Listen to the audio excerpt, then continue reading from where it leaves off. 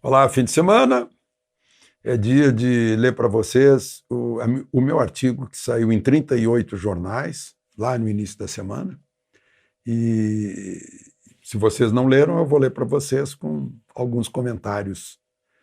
E se você não estiver ainda inscrito, junte-se a nós, né?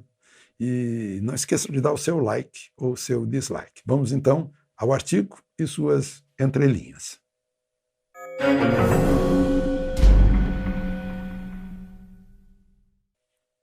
O título é O Poder e a Praça. Eu me refiro à Praça dos Três Poderes. O ministro do Supremo, Marco Aurélio, está propondo que decisões atingindo outro poder tenham que ser do plenário dos 11 juízes, não em liminar monocrática, como foi a de Alexandre de Moraes sobre o diretor da Polícia Federal, ou a do ministro Barroso, impedindo a expulsão dos diplomatas venezuelanos. Aí eu lembro que, em 5 de dezembro de 2016, o mesmo Marco Aurélio, por liminar, decidira tirar Renan Calheiros da presidência do Senado. E o Senado não cumpriu, argumentando ser interferência indevida que feria a independência dos poderes.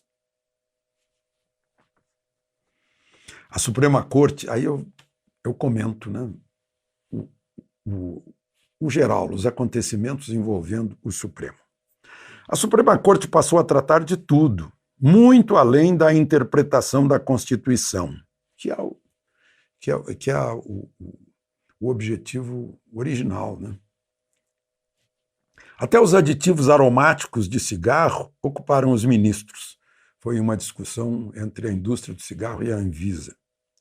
Às vezes, casos deveriam ter ficado enjuizados de pequenas causas, como de ladrão de galinha, por exemplo. Foi para lá, o sujeito roubou um galo e uma galinha, acabou no Supremo. Virou a corte das cortes, de todas as instâncias, cíveis e criminais.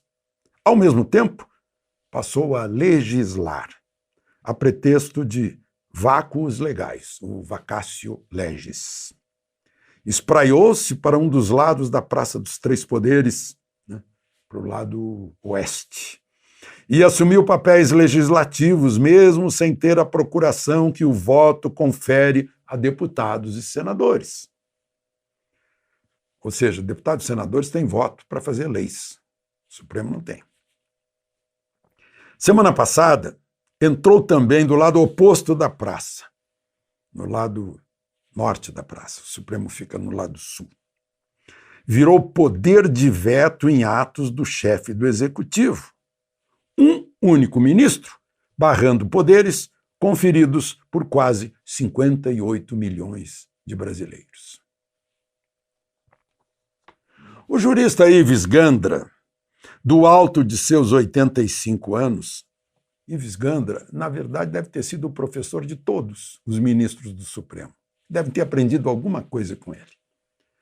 Então, o jurista Ives Gandra afirmou não ter encontrado na Constituição nada que justificasse impedir a posse do nomeado diretor da Polícia Federal. A liminar de Alexandre de Moraes pressupunha que o presidente e o delegado nomeado estariam em associação criminosa para combater algum delito futuro. A decisão do ministro Moraes atendeu a pedido do PDT. Aí o jurista Ives Gandra, num artigo, afirma que o Supremo não pode compensar partido que perdeu a eleição, dando-lhe poder que as urnas não deram. Não é isso?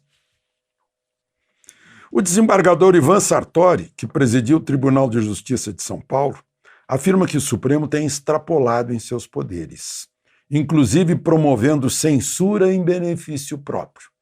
O caso da Cruzoé teve 2 casos, isto é, também, alguma coisa assim. Promoveu censurar, não pode mais falar de ministro do Supremo. Tira do ar. Promoveu censura em benefício próprio e critica a interferência da Corte em manifestações populares que são garantidas pelo direito de opinião. Tem manifestação de rua garantida pelo artigo 5º da Constituição e querem investigar a opinião das pessoas, o livre pensamento das pessoas, sem que haja reunião armada, que é proibida, sem que haja conspiração para derrubar governo. Bom, opinião das pessoas. Para ele, para o desembargador Sartori, isso nem é mais ativismo judicial, é atividade política. Aí, o meu último parágrafo. O Supremo é o único dos 3 poderes que não tem voto. É legitimado indiretamente pelos que têm voto. O presidente que indica e o Senado que aprova. O ministro Marco Aurélio deve ter ouvido a voz da praça no domingo com a crítica de que o Supremo não respeita a independência e harmonia entre poderes, como estabelece o 2º artigo da Constituição. Eu não chamo de artigo 2 ou artigo 2º, é o 2º artigo, porque é o 2º em importância. É o 2º em importância. Independência e harmonia entre poderes.